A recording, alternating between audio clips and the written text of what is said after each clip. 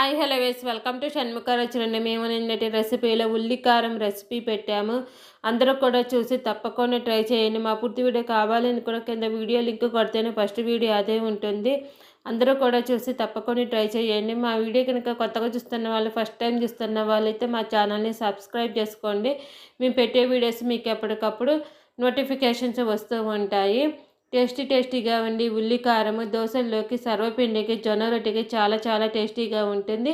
ఈ ఉల్లి కారం ఉంటే 2 దోశలు ఎక్కువగానే తింటారండి, అంత టేస్టీగా ఉంటుంది ఈ ఉల్లి కారము.